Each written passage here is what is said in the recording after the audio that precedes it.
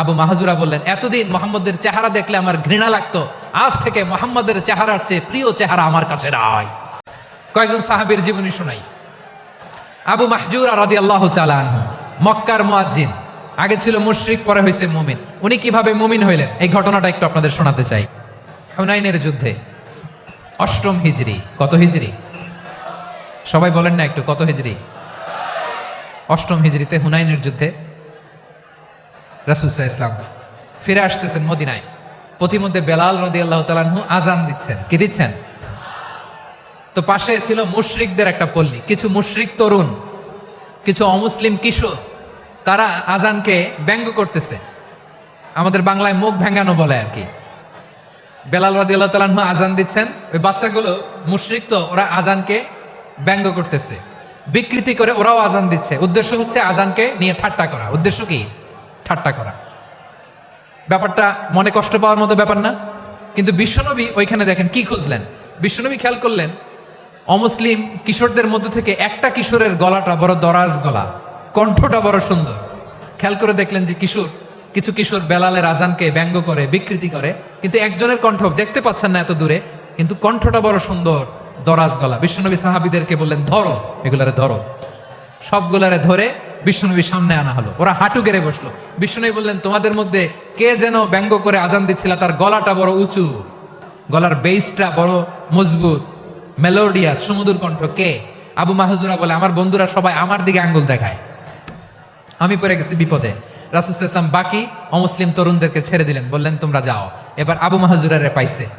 আবু মাহজুরার চুলের মধ্যে হাত দিলেন বিশ্বনবী, মাথায় হাত দিয়ে বললেন, এবার আজান দাও দেখি। আবু মাহজুরা বলে, আমি তো আজান দিতে জানি না, কারণ আমি তো বেলালেরটা শুইনা দিছি, আমার তো মুখস্থ নাই, আমি তো আজান দিতে জানি না। বিশ্বনবী বললেন, জানো না? তাহলে আসো, আমি তোমারে শিখাই দেই। সুবহানাল্লাহ পড়ে। আবু মাহজুরা হাঁটু গেড়ে বসে, বিশ্বনবীর মুবারক হাত আবু মাহজুরার চুলের মধ্যে। বিশ্বনবী আজানের মুআল্লিম আবু মাহজুরাকে বলতেছে, ঠিক আছে তোমারে শিখাই দিচ্ছি, আমি যা যা বলবো আমার সাথে সাথে বলো, পারবা? আবু মাহজুরা বলে, পারবো। বিশ্বনবী আজান দিচ্ছেন, মাথায় হাত দিয়ে আল্লাহু আকবার, আল্লাহু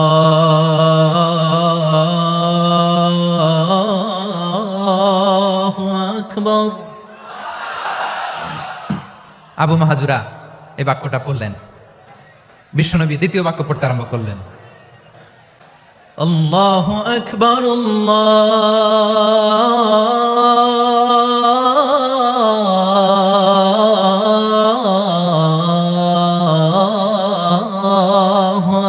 আকবার।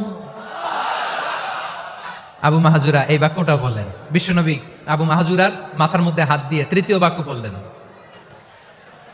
আশহাদু আল্লা ইলাহা ইল্লাল্লাহ,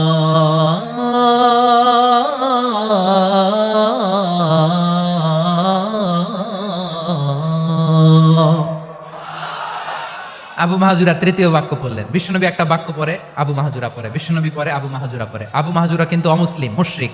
আবু মাহজুরা বলে, এক একটা বাক্য পড়ি আমার কলিজাটা গলে ঠান্ডা হয়ে যায়। এতদিন মোহাম্মদকে গালি দিতাম, এখন মোহাম্মদ আমার মাথায় যখন হাত রাখছে আমার সারা শরীর ঠান্ডা হয়ে গেছে। বিশ্বনবী আজান শিখাচ্ছেন, একটা একটা বাক্য পড়ে আবু মাহজুরাও পড়ে, বিশ্বনবী পড়ে, আবু মাহজুরাও পড়ে। পুরো বাক্যগুলো যখন শেষ, আজান শেষ, আবু মাহজুরাও যখন পুরো আজান পড়লেন, আবু মাহজুরা বললেন, এতদিন মোহাম্মদের চেহারা দেখলে আমার ঘৃণা লাগতো, আজ থেকে মোহাম্মদের চেহারার চেয়ে প্রিয় চেহারা আমার কাছে নাই। আবু মাহজুরা বললেন, ও মুহাম্মদ, আজানের বাক্য তো আপনি আমারে শেখালেন, এখানেই শেষ করবেন না, আপনি আমারে পড়ায় দেন, লা ইলাহা ইল্লাল্লাহু মুহাম্মাদুর রাসূলুল্লাহ সাল্লাল্লাহু আলাইহি ওয়াসাল্লাম। বিশ্বনবীর সাথে দাঁড়িয়ে উনি শাহাদা পড়ে মুসলমান হয়ে গেলেন। এবার আবু মাহজুরা বলে, ইয়া রাসূলুল্লাহ, ইয়া হাবিবাল্লাহ, আমি মুমিন হয়েছি, মুসলমান হয়েছি, আপনার কাছ থেকে আজান শিখার সৌভাগ্য আমি লাভ করেছি নবী। আমার কণ্ঠের বড় তারিফ করেছেন আপনি, আমার আজানকে আপনি পছন্দ করেছেন। একটা জিনিস আপনার কাছে চাই, আপনি আমাকে মক্কার মসজিদুল হারামের মুয়াজ্জিন হিসেবে অ্যাপয়েন্ট করে দেন। বিষ্ণু ইসলাম বললেন, যাও আবু মাহজুরা, আমি তোমাকে পৃথিবীর শ্রেষ্ঠতম মসজিদ মক্কার মসজিদুল হারামের মুয়াজ্জিন হিসেবে অ্যাপয়েন্ট করে দিলাম। দেখছেন কিভাবে ট্যালেন্ট হান্টিং করতে হয়, কিভাবে হিউম্যান রিসোর্স মানব সম্পদকে ব্যবহার করতে হয়। আসছিল আজানকে ভেঙাইতে। আসছিল কেন? আজানকে ব্যঙ্গ করার জন্য, বিকৃত করার জন্য। আজানকে বিকৃত করতে যে ইসলামের সবচেয়ে শ্রেষ্ঠ মসজিদের মুয়াজ্জিন হয়ে গেল। পড়েন সুবহানাল্লাহ। হযরত আবু মাহজুরা রাদিয়াল্লাহু তাআলা আনহু ওনার এই সুললিত কণ্ঠ ব্যবহার করে মসজিদুল হারামে এত সুন্দর করে আল্লাহু আকবার বলে আজান দিতেন, মানুষগুলোর, মুসল্লিগুলোর, মক্কাবাসীর হৃদয়কে তিনি বিগলিত করে দিতেন। মানুষের হৃদয়কে ঠান্ডা হয়ে যেত। শুধু এখানেই শেষ না আমার যশোরের ভাইয়েরা।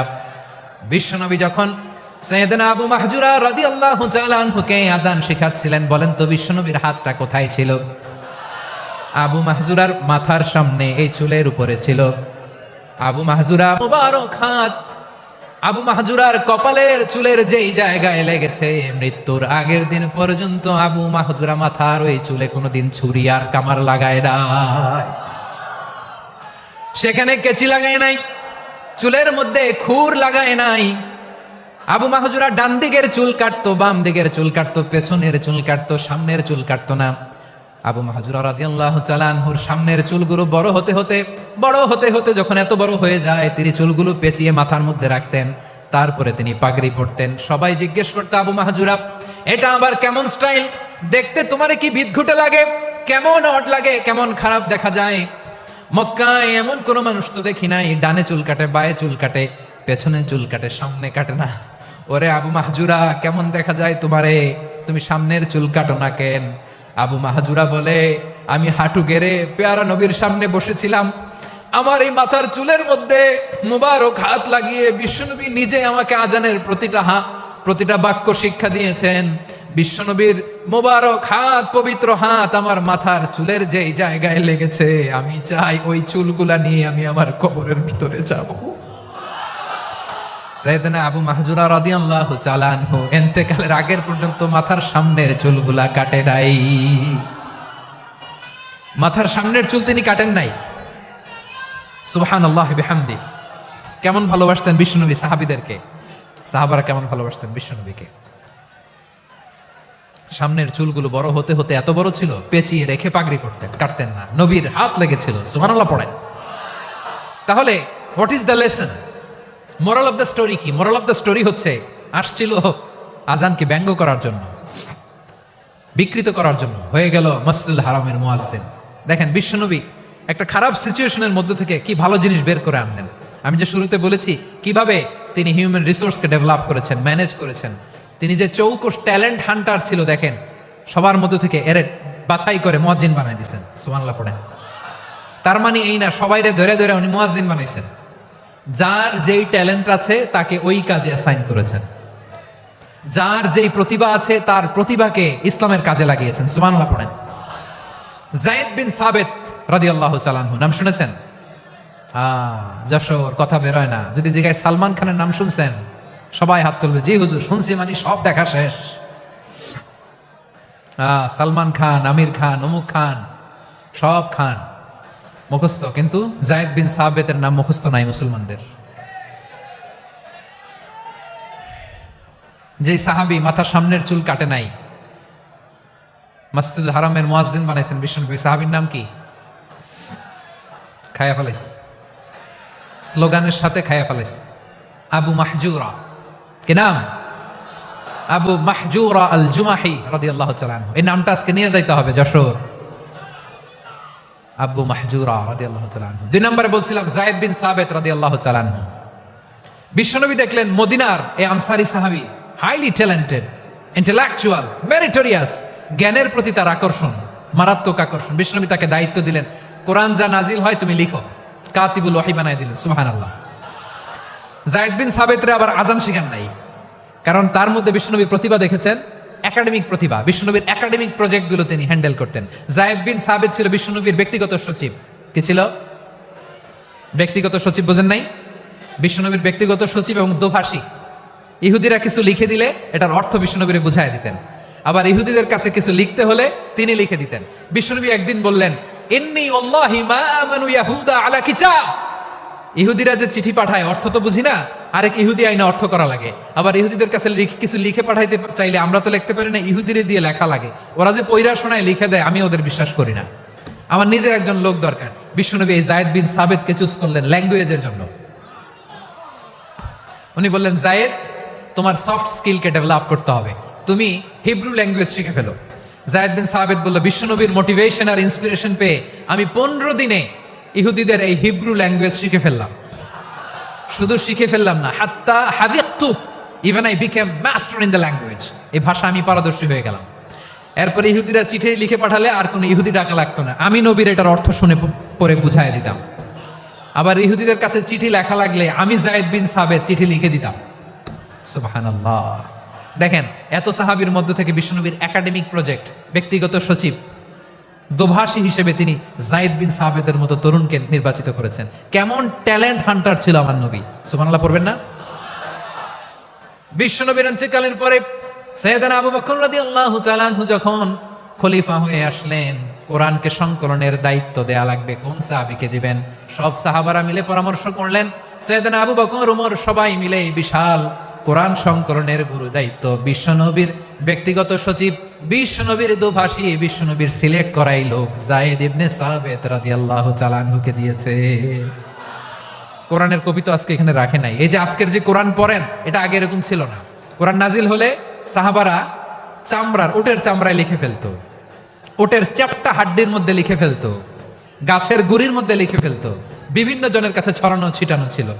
আবু বকর রাদিয়াল্লাহু তাআলা আনহু একসাথে করলেন, পরবর্তীতে উসমান রাদিয়াল্লাহু তাআলা আনহু একসাথে করলেন 114 সূরার। এখন এই মুসহাফ, এই কম্পাইলেশন, এই কপি আমরা পেয়েছি, যার হিউজ কন্ট্রিবিউশন ছিল। এই পুরো কোরআন কম্পাইলেশনের প্রজেক্ট ম্যানেজার ছিল যায়েদ বিন সাবিত রাদিয়াল্লাহু তাআলা আনহু। কোরআন কম্পাইলেশনের প্রজেক্ট ম্যানেজার। দেখেন, উনারে মাথায় হাত দিয়ে আজান শিখায় নাই। সুবহানাল্লাহ কইবেন না? তাহলে প্রথম সাহাবী আবু মাহজুরাকে মুয়াজ্জিন বানাইলেন, যায়েদ বিন সাবিতকে ব্যক্তিগত সচিব আর দোভাষী বানালেন, মুসআব ইবনে উমাইর রাদিয়াল্লাহু তাআলা আনহুকে ইসলামের প্রথম অ্যাম্বাসেডর বানালেন। তাহলে তৃতীয় নাম্বার একজন সাহাবীর নাম বলছি, মুসআব ইবনে উমাইর। মুসআব কি নাম? নামটা কেমন লাগে? এই কয়েকজনের ভাল লাগে, বাকিদের ভাল লাগে না? ভাল লাগে। He was the first ambassador in Islam. ইসলামের প্রথম ডিপ্লোমাট, ইসলামের প্রথম কূটনৈতিক, ইসলামের প্রথম ডিপ্লোমাট, প্রথম অ্যাম্বাসেডর মুসআব ইবনে উমাইর। মক্কার তরুণ যুবক। উনি পারফিউম লাগাইলে মানুষ দেখলেই বুঝতো এটা মুসআব লাগাইছে। এমন ড্যাশিং ফেসের ছিল, এমন স্মার্ট ড্যাশিং ফেস, এমন পার্সোনালিটির মানুষ ছিল মুসআব রাদিয়াল্লাহু তাআলা। কারণ যিনি ইসলামের স্পোকম্যান হবেন, মুখপাত্র হবেন, তার স্মার্ট হওয়ার দরকার আছে না নাই? আকাবার প্রথম শপথ যখন হলো, তাদের সাথে বিষ্ণু ইসা ইসলাম মদিনাতে একজন মুখপাত্র পাঠালেন, ডিপ্লোমাটকে পাঠালেন, অ্যাম্বাসেডর অফ ইসলাম। তিনি হচ্ছেন মুসআব ইবনে উমাইর। পড়েন সুবহানাল্লাহ। বিশ্বনবী দেখলেন সে অনেক স্মার্ট, তার ডেডিকেশন আছে, সিনসিয়ারিটি আছে, এবং মদিনায় যে আউস খাজরাজ গোত্রের নেতাদের সাথে ডিল করতে হবে, ইহুদিদের সাথে ডিল করতে হবে, ওখানে একজন পাক্কা জানু খেলোয়াড়ের দরকার আছে না নাই? মুসআব ইবনে উমাইর রাদিয়াল্লাহু তাআলা আনহু, ওনাকে বিষ্ণু ইসা ইসলাম চুজ করলেন। এবং বিষ্ণু ইসা ইসলামের এই চুজিংটা, এই সিলেকশনটা এত সুন্দর ছিল, তিনি মদিনাতে যে বিশ্বনবী আসার আগেই মদিনার জমিনকে তিনি উর্বর করে ফেলছেন। প্রতিটা ঘরে ঘরে কালিমার দাওয়াত তিনি পৌঁছায় দিয়েছেন। জুমার বিধান নাজিল হয়েছে, কিন্তু মক্কায় পরিবেশ নাই জুমা পালনের। বিষ্ণু ইসা ইসলাম একজনকে দিয়ে খবর পাঠালেন, যাও মদিনায় মুসাবকে যে বলো, মুসাব তো আমার শিক্ষক, আমার স্পোকম্যান, মদিনাতে যেন তারা জুমা কায়েম করে।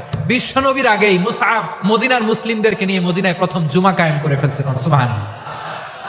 ডিপ্লোম্যাটদের কেমন হইতে হয়, অ্যাম্বাসেডার কেমন হইতে হয়, মুসআব রাদিয়াল্লাহু তাআলা আনহুর কাছ থেকে শিখে নাও। মুসআব নামটা কেমন লাগে? যশোর যাদের সন্তান হবে, ছেলে সন্তান, আমার রাস্তায় পাইলে সবাই জিজ্ঞেস করে, হুজুর একটা নাম দেন, আমার ছেলে হবে।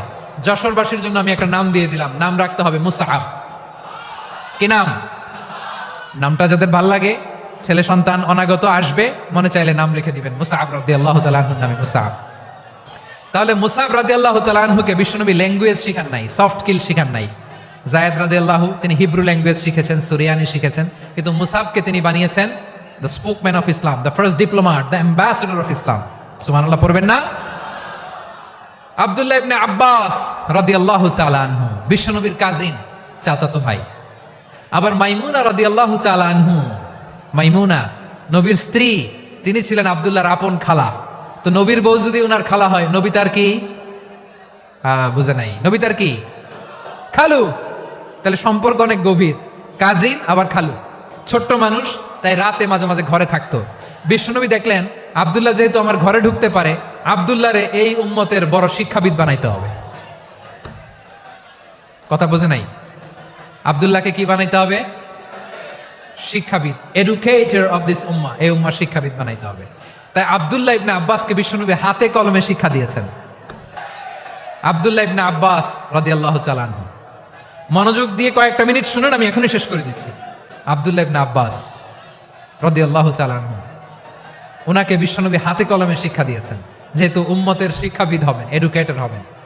তো বিশ্বনবী রাতে যখন তাহাজ্জুদ পড়তেন, ছোট্ট আব্দুল্লাহ ঘরে থাকতো। বুঝতে পেরেছেন? ছোট্ট মানুষ তো ঘরে থাকতো। তো বিশ্বনবী তাহাজ্জুদের জন্য একবার দাঁড়িয়েছেন, ছোট্ট আব্দুল্লাহ ওযু করে দাঁড়াইছে। আচ্ছা বলেন তো, ইমাম আর মুসল্লি মোট যদি দুইজন হয়, একজন ইমাম একজন মুসল্লি, তো মুসল্লি ইমামের কোন দিকে দাঁড়াবে? ডানে দাঁড়াবে। ছোট্ট আব্দুল্লাহ বোঝে নাই, বিশ্বনবী তাহাজ্জুদ শুরু করেছেন, উনি একতেদা করছেন আর দাঁড়াইছেন বায়ে। কোথায় দাঁড়িয়েছেন? আব্দুল্লাহ বলেন, যখন আমি বায়ে দাঁড়ালাম, আখাযা রাসূলুল্লাহ সাল্লাল্লাহু আলাইহি ওয়াসাল্লাম উযুনি আল ইউমনা ইয়াফতিলুহা, বিশ্বনবী নামাজরত অবস্থায় আমার কান ধরে টেনে আমার ডান দিকে এনে দাঁড় করায় দিলেন। পড়েন সুবহানাল্লাহ। দেখেন, হাতে কলমে শিক্ষা। আর জীবনে ভুলাবে? কথা কয় না, আর ভুলাবে? আর ভুল হবে না। এভাবে বিশ্বনবীর অনেক সঙ্গ পেয়েছেন, সফর করেছেন, একই বাহনে বসেছেন, এক বাহনে বসে লম্বা নাসিহত করেছেন, বলেছেন, ইয়া গোলাম ইহফাজিল্লাহ ইয়াহফাজকা, ইহফাজিল্লাহ তাজিদহু তুজাহাক, ইযা সাআলতা ফাসআলিল্লাহ ওয়া ইযা ইসতাআনতা ফাসতাইন বিল্লাহ। আল্লাহর বিধান মানো, আল্লাহর বিধান রক্ষা করো, আল্লাহ তোমায় রক্ষা করবে। আব্দুল্লাহ, চাইতে হলে আল্লাহর কাছে চাও, সাহায্য চাইতে হলে আল্লাহর কাছে সাহায্য চাও। মনে রেখো, গোটা বিশ্বের সবাই যদি তোমার সাহায্য করতে চায়, ততটুকুই করতে পারবে যতটুকু আল্লাহ তোমার নসিবে রেখেছে। গোটা বিশ্ব যদি তোমার বিরুদ্ধে ষড়যন্ত্রে দাঁড়িয়ে যায়, ক্ষতি ততটুকু করতে পারবে যতটুকু তোমার জন্য বরাদ্দ আছে, এর বাইরে কিছু করতে পারবে না। আওয়াজ করে বলেন ঠিক কিনা? এভাবে হাতে কলমে শিখিয়েছেন, বিশ্বনবীর সঙ্গ পেয়েছেন। উনাকে বিষ্ণু ইসা ইসলাম শিক্ষাবিদ, এডুকেটর অফ দিস উম্মাহ হিসেবে সিলেক্ট করেছেন, হাতে কলমে শিখিয়েছেন। বিশ্বনবী একবার প্রকৃতির ডাকে সাড়া দিয়ে এসেছেন। এখন কি করতে হবে? নামাজের জন্য অজু করতে হবে। বিশ্বনবী এসেই দেখেন অজুর বদনায় পানি ভরা, খুশি হয়ে গেলেন, বললেন, কে রেখেছে পানি? একজন বলল, আব্দুল্লাহ রেখেছে। বিশ্বনবী অত্যন্ত খুশি হলেন, খুশি হয়ে একটা দোয়া করলেন, বললেন, আল্লাহুম্মা ফাক্কিহু ফিদ্দীন ওয়া আল্লিমহু তা'ওয়ীল। আল্লাহ, তুমি আব্দুল্লাহকে দ্বীনের বুঝ দিও আর কোরআনের তাফসীর শিক্ষা দিও। বিশ্বনবীর এই দোয়া এমন লাগছে, উনি রাইসুল মুফাসসিরিন, এই পৃথিবীতে যত মুফাসসির ছিল, যত মুফাসসির আসবে, সকল মুফাসসিরের সম্রাট হিসেবে স্বীকৃত হয়েছেন আব্দুল্লাহ ইবনে আব্বাস। বিশ্বনবী ওনারে আজান শিখান নাই, বিশ্বনবী ওনারে ল্যাঙ্গুয়েজ শিখান নাই, বিশ্বনবী ওনারে অ্যাম্বাসেডর বানান নাই, হাতে কলমে শিক্ষা দিয়েছেন। ছোট্ট মানুষ, বিশ্বনবী ইন্তেকাল করলেন, আবু বকরের সময় গেল, ওমরে ফারুকের খেলাফত, তখনও তিনি তরুণ। ওমরে ফারুক রাদিয়াল্লাহু তাআলা আনহু ওনার ক্যাবিনেট মিনিস্ট্রির বৈঠকে এই আব্দুল্লাহ ইবনে আব্বাসকে পাশ দিয়ে বসায় রাখতেন। বয়স্ক সাহাবারা এটা পছন্দ করতো না, তারা বলতো, ঘটনা কি? আব্দুল্লাহর মতো ছেলে নাতি আমাদের আছে, এরা কেন রাখে ওমরে ফারুক? ওমরে ফারুক এটা টের পেলেন, তিনি বুঝতে পারলেন যে ক্যাবিনেট মেম্বাররা এটা পছন্দ করে না, ছোট্ট আব্দুল্লাহরা কেন রাখি, কেন যে রাখি, এটা একদিন বুঝাবো। একদিন মিটিং এ তিনি সবাইকে বললেন, ইদা জাআ নাসরুল্লাহি ওয়াল ফাতহ। এই আয়াত দ্বারা উদ্দেশ্য কি বলেন তো মুরব্বী সাহাবীরা? এক সাহাবী বলেন, এই সূরা দ্বারা উদ্দেশ্য, আল্লাহ বলেছেন আমাদেরকে বিভিন্ন ল্যান্ড, বিভিন্ন এলাকা বিজয় করতে হবে। ওমরে ফারুক বললেন, না, হয়নি। আরেকজন বললেন, বিজয় হওয়ার পর আমাদের বেশি বেশি আল্লাহর বরত্বের ঘোষণা দিতে হবে, এটা উদ্দেশ্য। ওমরে ফারুক বললেন, না, হয় নাই। যারা জিজ্ঞেস করেন কেউ পারে না। সব শেষে বিশ্বনবী ছোট্ট আব্দুল্লাহরে বলেন, আব্দুল্লাহ, ইদা জাআ নাসরুল্লাহি ওয়াল ফাতহ, এর দ্বারা উদ্দেশ্য কি বলো তো? ছোট্ট আব্দুল্লাহ বলেন, হুয়া আজালু রাসূলিল্লাহ। এই আয়াত দ্বারা বিশ্বনবীর বিদায়কে উদ্দেশ্য নেওয়া হয়েছে। ওমরে ফারুক বলেন, হাদা হুয়া, এটাই তো সঠিক উত্তর, এটাই সঠিক তাফসীর এই আয়াতের। কারণ ইদা জাআ নাসরুল্লাহি ওয়াল ফাতহ, যখন আল্লাহর সাহায্য আর বিজয় আসবে, ওয়া রাআইতান নাসা ইয়াদখুলুনা ফি দীনিল্লাহি আফওয়াজা, আপনি দেখবেন দলে দলে, ঢলে ঢলে, বানের পানির মতো মানুষ ইসলামের দিকে ঢুকতেছে, ইসলামের বিজয় হয়েছে। তো ইসলামের বিজয়ের মিশন নিয়ে নবী আসছে, বিজয়ী যখন হয়ে গেছে, এখন তো নবীর বিদায় হবে। জোরে বলেন ঠিক কিনা? কোন সাহাবী এই সূক্ষ্ম কথাটা ধরতে পারে নাই, ওই আব্দুল্লাহ ছাড়া। আব্দুল্লাহ যখন উত্তর দিছে সব সাহাবীদের টনক নড়েছে। এরপর থেকে কোনো ক্যাবিনেট মিটিং এ আর কোন সাহাবারা কোনো প্রশ্ন করে নাই, আওয়াজ করে পড়েন সুবহানাল্লাহ। বিশ্বনবী আব্দুল্লাহ ইবনে আব্বাসকে দ্য এডুকেটর অফ দ্য উম্মাহ, উম্মার শিক্ষাবিদ হিসেবে গ্রহণ করেছেন। আওয়াজ করে পড়তে হবে আল্লাহু আকবার। সাহাবীদের নামগুলো মনে থাকবে? 1 নম্বরে আবু মাহজুরা, মুয়াজ্জিন বানাইছেন। যায়েদ ইবনে সাবিত, দোভাষী, ট্রান্সলেটর অফ প্রফেট, এবং তিনি ছিলেন বিশ্বনবীর ব্যক্তিগত সচিব। Musab ibn Umair, the first ambassador and diplomat of Islam. Abdullah ibn Abbas, এই উম্মার সবচেয়ে বড় এডুকেটর, শিক্ষাবিদ। আরেকজন ছিল আব্দুল্লাহ ইবনে মাসউদ রাদিয়াল্লাহু তাআলা। দুই আব্দুল্লাহ, আব্বাস গেল, আরেকজন হচ্ছে মাসউদ। মক্কার তরুণ, ছাগল পালতো মুশরিকের বিশ্বনবী আর আবু বকর রাদিয়াল্লাহু তাআলা আনহু একবার গেলেন, যে দেখে এই তরুণ দাঁড়ায় আছে। বিশ্বনবী বলেন, আমি খুব ক্ষুধার্ত, তোমার কাছে কি দুধ আছে ছাগলের? আব্দুল্লাহ ইবনে মাসউদ বলে, আছে। ওয়ালাকিন আনা মুতামান, কিন্তু যে দুধ আছে এটা আমানতের, আমি দিতে পারবো না। বিশ্বনবী এইটা শুনেই তারা টার্গেট করে ফেলছে। আনা মুতামান, দুধ আছে কিন্তু এটা আমার মালিকের, আমি তো দরদ দেখাই, আমার মালিকের দুধ আপনি পথিক, আপনারে দিতে পারি না। বিশ্বনবী টার্গেট করে ফেলছেন, এরে আমার কাজে লাগাইতে হবে। বিশ্বনবী বললেন, আচ্ছা ঠিক আছে, দুধ দিও না, কিন্তু এমন ছাগি আছে কিনা যেই ছাগির সাথে কোনো ছাগলের মিলন হয় নাই, তার ওলানে দুধও আসে নাই, বাচ্চাও নাই, এরকম ছাগির থেকে যদি আমি দুধ খাই তাহলে তো সমস্যা নাই। বলতেছে, এরকম ছাগির থেকে দুধ খাইলে সমস্যা নাই, কারণ এরকম ছাগির ওলান থেকে দুধ আসবেও না। বলতেছে, ঠিক আছে, এরকম একটা ছাগি নিয়ে আসা হলো। বিশ্বনবী বিসমিল্লাহ বলে ওই ছাগির ওলানে হাত দিলেন। হাত দিতে দেরি, পুরো ওলানটা দুধে ভরে যেতে দেরি হয় না। বিশ্বনবী আর আবু বকর রাদিয়াল্লাহু তাআলা আনহু দহন করে পেট ভরে খেলেন। এই দৃশ্য আব্দুল্লাহ ইবনে মাসউদের হৃদয়ে দাগ কাটলো। এই মুজিজা দেখে তিনি বললেন, আশহাদু আল্লা ইলাহা ইল্লাল্লাহ ওয়া আশহাদু আন্না মুহাম্মাদুর রাসূলুল্লাহ। তিনি ষষ্ঠ মুসলিম ছিলেন, 6 নম্বর মুসলমান। ওনাকে টার্গেট করে বিশ্বনবী দেখলেন এমন ইন্টেলেকচুয়াল ব্রেন, উনি সূক্ষ্ম সূক্ষ্ম জিনিস বুঝে বেশি, ফিকহি জ্ঞান ওনার মধ্যে বেশি। বিশ্বনবী ওনাকে কোরআনের জ্ঞান শিক্ষা দিতে লাগলেন। উনি বিশ্বনবী সবার কাছে কোরআন শোনায়, কিন্তু বিশ্বনবী নিজে আব্দুল্লাহ ইবনে মাসউদের কাছ থেকে কোরআন শুনতো। বিশ্বনবী একবার বললেন, ইকরা আলাইয়া ইয়া মাসউদ। ইবনে মাসউদ, একবার শোনাও তো কোরআন দেখি। আব্দুল্লাহ ইবনে মাসউদ বলে, আকরাউ আলাইকা ওয়া আলাইকা উনজিল। নবী, আপনার উপর কোরআন নাজিল হয় আর আমি আপনার সামনে কোরআন পড়বো। বিশ্বনবী বললেন, ইন্নী উহিব্বু আন আসমাআহু মিন গায়রি। আমি নিজে পড়তে যেমনি ভালোবাসি, অন্যে পড়ুক আমি শুনবো, এটাও আমি ভালোবাসি। সূরা নিসা তিনি তেলাওয়াত করে শুনিয়েছেন। এমন সূক্ষ্ম বিষয় বিশ্বনবী উনাকে ধরিয়ে দিয়েছেন। উনি হয়ে গিয়েছেন আব্দুল্লাহ ইবনে আব্বাস, হয়েছেন রাইসুল মুফাসসিরিন, উনি হয়ে গিয়েছেন ফাকিহুল উম্মাহ। ওনার চাইতে বড় ফকি এই পৃথিবী আর দেখবে না। চিল্লায় বলেন সুবহানাল্লাহ।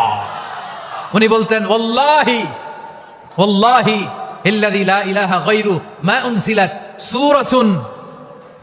উনজিলাত সূরাতুন ইল্লা ওয়া আনা আ'লামু আইনা উনজিলাত ওয়া ফীমা উনজিলাত। বিশ্বনবী এমন ভাবে কোরআনের দার্স আমাকে দিয়েছেন, কোরআনে যত সূরা নাজিল হয়েছে, যেখানে নাজিল হোক না কেন আমি জানি এটা কোথায় নাজিল হয়েছে এবং কোন প্রেক্ষাপটে নাজিল হয়েছে। এমন একটা সূরা নাই যে সূরার কোথায় নাজিল হয়েছে আমি মাসুদের জানা নাই, কোন প্রেক্ষাপটে নাজিল হয়েছে আমার জানা নাই। এরকম ঘটবে না। চিল্লায় বলেন আল্লাহু আকবার।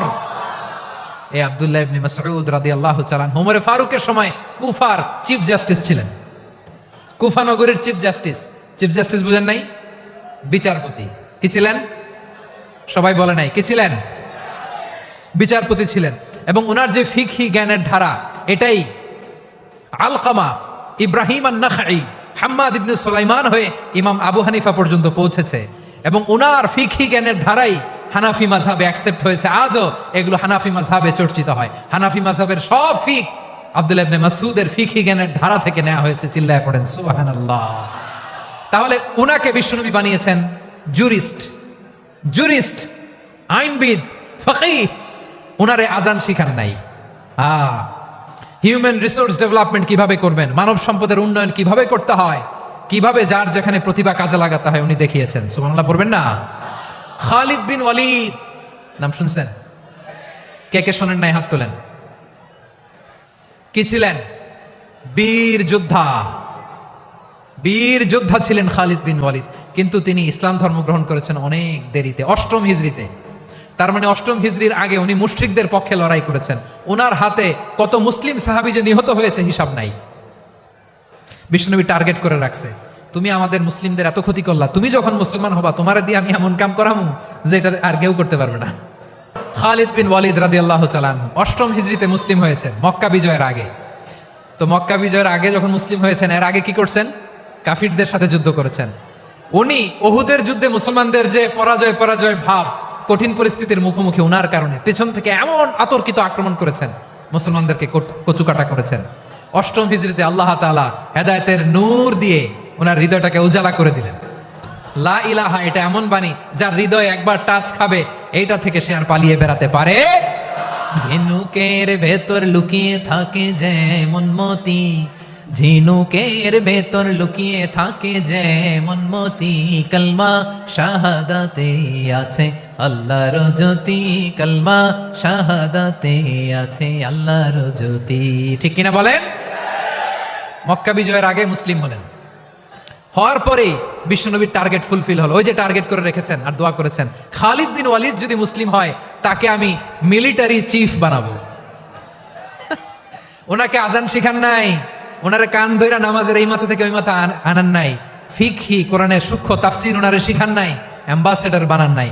বিষ্ণু ইসলাম ওনাকে সামরিক অভিযানে প্রেরণ করেছেন। সামরিক অভিযানে তিনি প্রেরণ করেছেন। ওনার জীবদ্দশায় ওনার নেতৃত্বে যতগুলো যুদ্ধ হয়েছে, একটা যুদ্ধেও তিনি পরাজয় বরণ করেন নাই। ওমরে ফারুকের সময়কালে তিনি চিফ অফ মুসলিম মিলিটারি, মানে মুসলিম সেনাপতি হয়েছেন। যশোর, আওয়াজ করো, ঠিক কিনা বলো? সেনাপতি, মুসলিম সেনাপতি। তাহলে কিভাবে হিউম্যান রিসোর্স ব্যবহার করতে হয় গোটা বিশ্ব আমার নবীর কাছ থেকে শিখে নাও। খালিদ বিন ওয়ালিদ, ওনাকে বিশ্বনবী একটা উপাধি দিয়েছেন। উপাধিটা হচ্ছে সাইফুল্লাহিল মাসলুল, আল্লাহর নাঙ্গা তরবারি, আল্লাহর খোলা তরবারি, দ্য ওপেন সোর্ড অফ আল্লাহ। খালিদ বিন ওয়ালিদ, মুসলিম সেনাপতি। হাসান বিন সাবেত, নাম শুনছেন? দেখি উনি কি ছিল বলেন? রাসূলের সভা কবি, কালচারাল হিজিমনিকে ডিফিট করার জন্য। উনি ভালো অস্ত্র চালানোও জানতেন না, ওই কাজে উনি যেতেন না। ওনার ছিল কাব্য প্রতিভা। কাব্য প্রতিভা, কাফিররা কবিতা দিয়ে নবীকে গালি দিত। বিশ্বনবী বলতেন, ইয়া হাসান আজিব আন রাসূলিল্লাহ, তুমি নবীর হয়ে কাফেরদের এই কথাগুলোর জবাব দাও। বিশ্বনবীর একটা মিম্বার ছিল। বিশ্বনবীর মিম্বারের পাশাপাশি মসজিদে নববীতে এই হাসান বিন সাবেতের জন্য বিশ্বনবী একটা স্পেশাল মিম্বার বানিয়ে দিয়েছেন। এখান থেকে তুমি জবাব দাও। এবং বিশ্বনবী বলেছেন, আল্লাহুম্মা আইয়িদহু বিরূহিল কুদুস, আল্লাহ হাসান আমার পক্ষে জবাব দেয়, তুমি জিব্রাইল মারফত তাকে সাহায্য পাঠাইয়া দিও। রাসূল সাল্লাল্লাহু আলাইহি ওয়াসাল্লামের সভা কবি, the poet of the prophet, নবীর কবি। উনি কবিতা দিয়ে, এমন উচ্চাঙ্গের ভাষায় কবিতা দিয়ে তিনি জবাব দিতেন, কাফিরদের গা শিহরে যেত, তাদের হৃদয়ে আগুন ধরে যেত। তাহলে এরকম কবিরও দরকার আছে না নাই? এখন যাকে আল্লাহ দিছে কাব্য প্রতিভা, এরা যদি আপনি যুদ্ধের ময়দানে পাঠান হবে? যারা দিছে সুরেলা গলা, এরা যদি অ্যাম্বাসেডর বানান হবে না। হাসান বিন সাবিত ছিলেন বিষ্ণু ইসলামের কবি। হুযায়ফা ইবনুল ইয়ামান, বিশ্বনবীর গোয়েন্দা বিভাগের প্রধান। কিসের প্রধান? হুযায়ফা ইবনুল ইয়ামান। ওনার ছিল ডিটেকটিভ মাইন্ড, ডিটেকটিভ মাইন্ড, গোয়েন্দা বিভাগের প্রধান। এবং উনি হচ্ছেন সাহিবু সিররি রাসূলিল্লাহ, রাসূল সাল্লাল্লাহু আলাইহি ওয়াসাল্লামের গোপন তথ্যের ধারক বাহক। নবীর যেই কথা কেউ জানে না, সব হুযায়ফার পেটের ভিতরে ছিল। সুবহানাল্লাহ পড়েন। মদিনার যত ইহুদিদের একটা লিস্ট ছিল, এই লিস্ট শুধু দুইজন জানতো, বিশ্বনবী আর হুযায়ফা। সুবহানাল্লাহ পড়বেন না? তাহলে উনাকে কোন দায়িত্ব দিছে? কোন বিভাগ? যশোর, আওয়াজ করো, কোন বিভাগ? গোয়েন্দা বিভাগের হেড ছিল। খন্দকের যুদ্ধে প্রচন্ড আজকের মতো শৈত্য প্রবাহ, মাটি খনন করতে করতে সাহাবীদের পেটে ক্ষুধা নাই, দাঁড়াইতে পারে না নামাজের জন্য, এত ক্লান্ত, ক্ষুধা, ক্লান্ত, শ্রান্ত। বিশ্বনবী বলেন, কে আছো এই কঠিন শীত, এই ভয় আর ক্ষুধার মধ্যেও খন্দকের পরীক্ষার টপকে শত্রু শিবিরে যে আমাকে তথ্য দিবা, কে আছো? কারো গায়ে শক্তিই নাই যে দাঁড়াবে, কেউ দাঁড়ায় না। বিশ্বনবী তখন নিজে হুযায়ফাকে ডাক দিলেন, হুযায়ফা, যে আমাকে আজকে শত্রু শিবিরের তথ্য এনে দিবে, সে জান্নাতে আমার মোরাফাকা, আমার সঙ্গী হবে। হুযায়ফা রাদিয়াল্লাহু ইবনুল ইয়ামান জীবনের ঝুঁকি নিয়ে এই ক্ষুধা, শৈত্য প্রবাহ, কোল্ড ওয়েভসকে উপেক্ষা করে পরীক্ষা টপকে শত্রু শিবিরে যে সবার কথাগুলো চুপে চুপে শুনে বিশ্বনবীর দরবারে এসে গোয়েন্দাদের মতো তথ্য সরবরাহ করেছে। বিশ্বনবীর গোয়েন্দা বিভাগের প্রধান হুযায়ফা ইবনুল ইয়ামান ইন্টেলিজেন্স বিভাগ চালাতেন। মুনাফিকদের নাম ওনার কাছে ছিল। মুআয ইবনে জাবাল মদিনা রাষ্ট্রের সবচেয়ে সিনিয়র আমলা ছিলেন। আমলাতন্ত্র চিনেন তো? প্রশাসনিক কাজ যারা চালায়, অ্যাডমিনিস্ট্রেশন বোঝেন না, দ্য ডিপার্টমেন্ট অফ অ্যাডমিনিস্ট্রেশন, মদিনার রাষ্ট্রের সিনিয়র আমলা মুআয ইবনে জাবাল, মুতাখাসসিসুন ফিল হালাল ওয়াল হারাম, হালাল হারামের স্পেশালিস্ট ছিলেন। বিশ্বনবী উনাকে ইয়ামানের গভর্নর করে পাঠাইছেন। বলেছেন ইন্নাকা তা'তি কওমান আহলা কিতাব, এমন গোষ্ঠীর কাছে যাবা ইহুদি নাসারা, আগে শাহাদা পড়লে এরপরে নামাজের দাওয়াত দিও, নামাজ পড়লে যাকাতের দাওয়াত দিও। গভর্নরের অ্যাটিটিউড যেমন থাকে তেমন অ্যাটিটিউড ধরে রেখো। সুবহানাল্লাহ পড়েন। তাহলে মুআয ইবনে জাবালকে দিয়ে বিশ্বনবী কবিতা লেখায় নাই, চিঠি লেখায় নাই, আজান দেওয়ায় নাই। সুবহানাল্লাহ পড়বেন না? সব শেষ সাহাবী বলি আবু হুরায়রা রাদিয়াল্লাহু তাআলা আনহু, নাম শুনছেন? বিড়ালের বাবা। কি করতেন? খালি হাদিস মুখস্থ করতেন। উনি বলতেন আলজামু রাসূলুল্লাহ আলা মিলই বাতনি, আমার শুধু পেটের ক্ষুধার বন্দোবস্ত হইলে আমি নবীর সঙ্গ ছাড়তাম না। আমার আনসার সাহাবারা ক্ষেত খামারের কাজ করতো, আমার মুহাজির সাহাবারা ব্যবসা করতো, আর আমি নবীর সাথে সাথে থাকতাম। শুধু সকাল বিকাল দুই বেলা যদি আমার খাবারের বন্দোবস্ত হয়, আমি আর নবীর লক ছাড়ি না। সুবহানাল্লাহ কইবেন না? 5374টা হাদিস তিনি বর্ণনা করেছেন। সবচেয়ে বেশি হাদিস বর্ণনাকারী সাহাবী। হাদিস প্রিজার্ভেশনের কাজে বিশ্বনবী উনাকে কাজে লাগিয়েছেন। উনি একদিন বলেন ইয়া রাসূলুল্লাহ আসমা'ু মিনকা কাসীরান ফালা আহফাজু, নবী অনেক কথা শুনি আমার মনে থাকে না। বিশ্বনবী বললেন তাই? উবসুত রিদাক, তোমার চাদরটা বিছাও। আবু হুরায়রা বিছালেন, বিশ্বনবী হাত বুলায় দিলেন, এরপরে অনেক হাদিস বর্ণনা করলেন। আবু হুরায়রা বলে তারপর থেকে বিশ্বনবী যাই বর্ণনা করে আমি শুনি আর একটাও ভুলি না। এখন সুবহানাল্লাহ। বিশ্বনবী উনাকে হাদিস প্রিজার্ভেশন, নবীর এই যে লক্ষ্য হাদিস প্রিজার্ভেশনের এই দায়িত্ব দিয়েছেন সাইয়েদনা আবু হুরায়রা রাদিয়াল্লাহু তাআলা আনহুকে। প্রিয় ভাইরা, তাহলে 10 জন সাহাবীর কথা যে বললাম, আপনারা কি খেয়াল করেছেন কত বড় ট্যালেন্ট হান্টার, চৌকস ট্যালেন্ট হান্টার ছিল আমার নবী। এক একজনের এক এক ট্যালেন্ট এক এক কাজে অ্যাসাইন করেছেন, এক একজনকে এক এক দায়িত্ব দিয়েছেন, এক একজনের প্রতিভাকে এক একভাবে বিকশিত হওয়ার সুযোগ দিয়েছেন। আওয়াজ করে বলেন ঠিক কি না?